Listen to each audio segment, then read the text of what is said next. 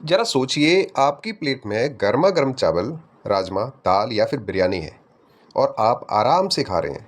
लेकिन climate science कह रही है, भाई साहब इस चावल की कहानी खेत से प्लेट तक थोड़ी गैसियस है। अब आप सोचेंगे राइस और गैस का क्या कनेक्शन है। कनेक्शन है यहाँ पे मीथेन यानी कि CH4 का। भारत के flooded rice fields methane emissions का एक इम्पॉर्टेंट एग्रीकल्चरल सोर्स है। लेकिन इंटरेस्टिंग बात तो ये है कि राइस कल्टीवेशन को बंद करना सोल्यूशन ही नहीं है। साइंस का चैलेंज है, राइस भी उगाइए, फार्मर की प्रोडक्टिविटी भी बचाइए, वाटर भी बचाइए और मीथेन एमिशंस भी घटाइए। सो आज इसी राइस मीथेन क्लाइमेट कनेक्शन को सिविल सर्विसेज एग्जामिनेशन के पर्सपेक्टिव से समझते हैं। सबसे पहले समझते हैं कि राइस इतना इम्पोर्टेंट क्यों है। भारत में राइस केवल एक क्रॉप ही नहीं, ये फूड सिक्योरिटी, रूरल लाइवलीहुड और एग्रीकल्चरल इकोनॉमी से जुड़ा हुआ है। वेस्ट बंगाल, उत्तर प्रदेश, पंजाब, आंध्र प्रदेश, तमिलनाडु, छत्तीसगढ़, उड़ीसा और बिहार और दूसरे कई राज्यों में बड़े स्तर पर राइस कल्टीवेशन की जाती है। लेकिन ट्रेडिशनल पैडी कल्टीवेशन में एक इम्पॉर्टेंट प्रैक्टिस है कंटिन्यूस फ्लडिंग, यानी खेत में लंबे टाइम तक पानी खड़ा रखना। यही पानी वीड्स को कंट्रोल करने और राइस कल्टीवेशन में हेल्प करता है। लेकिन इसी के नीचे एक माइक्रोस्कोपिक दुनिया एक्टिव हो रही होती है और यहीं से मीथेन की कहानी स्टार्ट होती है। पैडी फील्ड मीथेन कैसे बनाता है ये भी समझिए। तो इसे बहुत सिंपल तरीके से समझिए आप।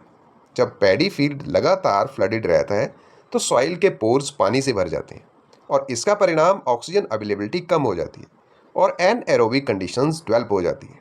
अब खेत में राइस स्ट्रॉ, रूट्स और दूसरे ऑर्गेनिक रेजिड्यूज मौजूद होते हैं।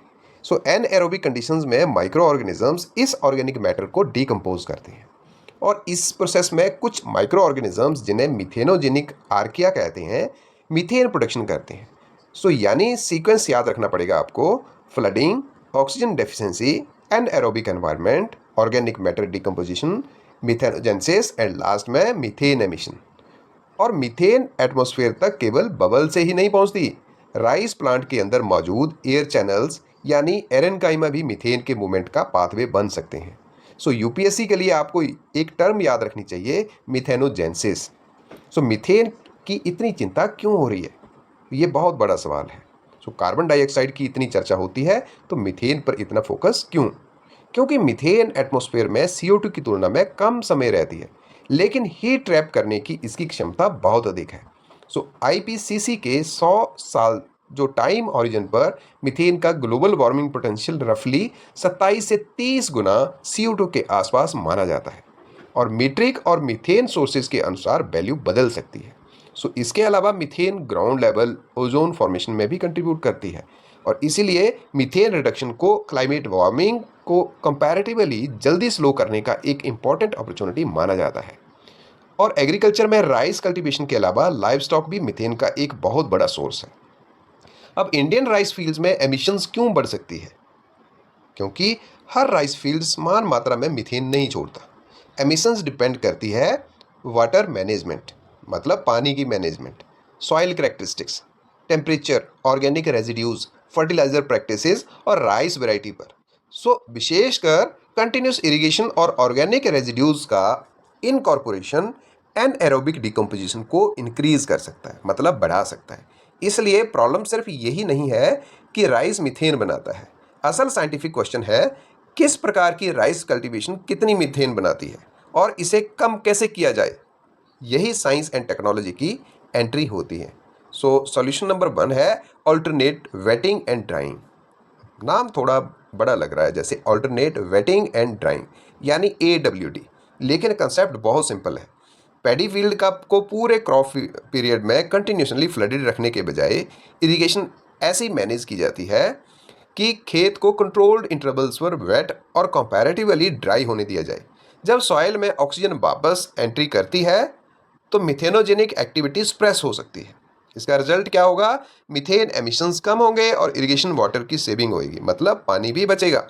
लेकिन यहाँ एक क्वेश्चन है, AWD साइंटिफिकली मैनेज होना चाहिए क्योंकि एक्सेसिव ड्राइंग क्रॉप यील्ड को नुकसान पहुंचा सकती है और कुछ परिस्थितियों में नाइट्रस ऑक्साइड एमिशंस बढ़ सकती है। इसलिए केवल मीथेन ही नहीं, total green house gas balance देखना बहुत जरूरी है। अब यहाँ पे सॉल्यूशन नंबर 2 भी है कि डायरेक्ट सीडेड राइस। दूसरा इंपॉर्टेंट कंसेप्ट क्या है? डायरेक्ट सीडेड राइस यानी DSR। ट्रेडिशनल मेथड में नर्सरी में सीडलिंग्स तैयार करके उन्हें पडल फील्ड में ट्रांसप्लांट किया जाता है। अब DSR में सीड्स को डायरेक्टली फील्ड में सो किया जाता है। इसके पोटेंशियल बेनिफिट्स क्या है? कम लेबर रिक्वायरमेंट है, कम इरिगेशन डिमांड है और सुइटेबल मैनेजमेंट कंडीशंस में मीथेन एमिशंस में कमी आती है। लेकिन चैलेंजेस भी हैं यहाँ पे, जैसे weed management, suitable machinery, farmer training और लोकेशन स्पेसिफिक प्रैक्टिसेस। इसलिए टेक्नोलॉजी का मतलब केवल मशीन देना ही नहीं है, technology plus extension plus farmer knowledge, मतलब इसका मतलब हुआ सक्सेसफुल एडॉप्शन।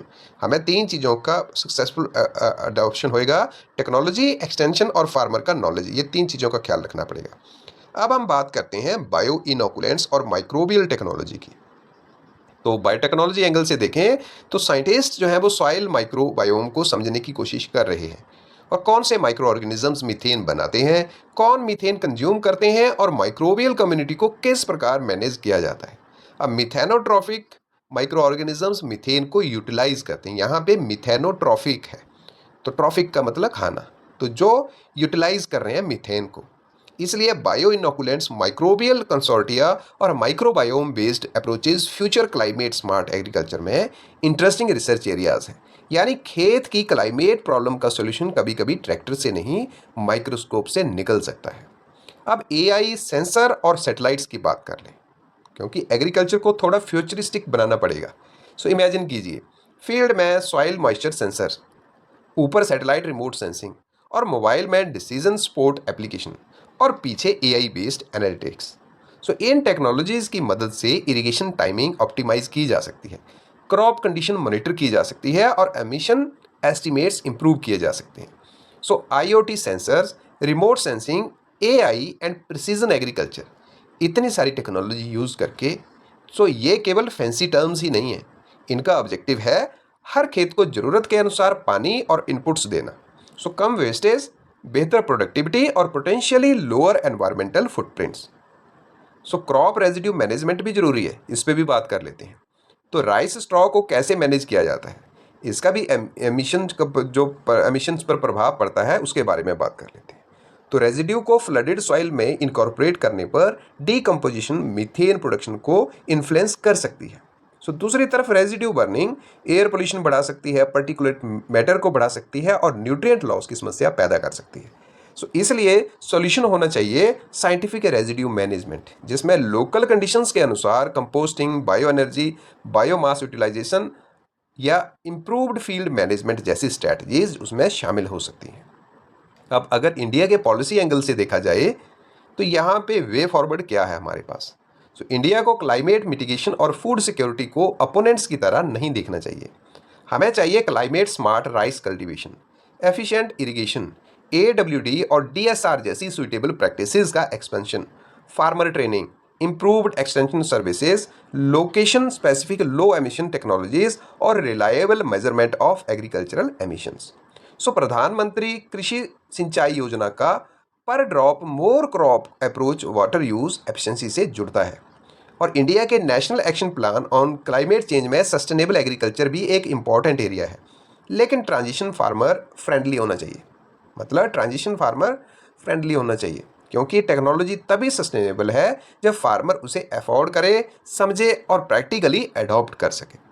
तो अगली बार जब आप राइस खाएं, राइस को विलेन मत समझना। प्रॉब्लम राइस नहीं है, चैलेंज है कल्टीवेशन सिस्टम को अधिक क्लाइमेट स्मार्ट बनाना। सो एक फ्लडेड पैडी फील्ड में चल रही माइक्रोस्कोपिक मिथेनोजेंसिस ग्लोबल क्लाइमेट से कनेक्ट हो सकती है और उसी खेत में microbiology, biotechnology, sensors, AI, satellite technology और प्रिसीजन इरिगेशन क्लाइमेट सॉल्यूशन का हिस्सा बन सकते हैं। सो यही इस टॉपिक का सबसे important civil services take away है। फूड सिक्योरिटी और क्लाइमेट सिक्योरिटी के बीच चॉइस करने की ज़रूरत नहीं, सही साइंस और पॉलिसी दोनों को साथ लेकर चल सकती है। सो प्रीलिम्स के लिए आपने कुछ याद रखना है, जैसे मीथेन जिसका फार्मूला CH4 है, पैडी फील्ड्स जिसमें एंथ्रोपोजेनिक मीथेन सोर्स और methanogens and aerobic methane producers को मिथेनोजेंस कहा जाता है और अल्टरनेटिव वेटिंग एंड ड्राइंग को AWD और डायरेक्ट सीडेड राइस मतलब DSR। और मेंस के लिए एक लाइन आपने याद रखनी है, लो emission rice cultivation represents the convergence of food security, water conservation, technological innovation, and climate action. So, thanks for watching. Keep learning, keep observing, and subscribe Kashif Education for more scientific information. Share this video with your friends.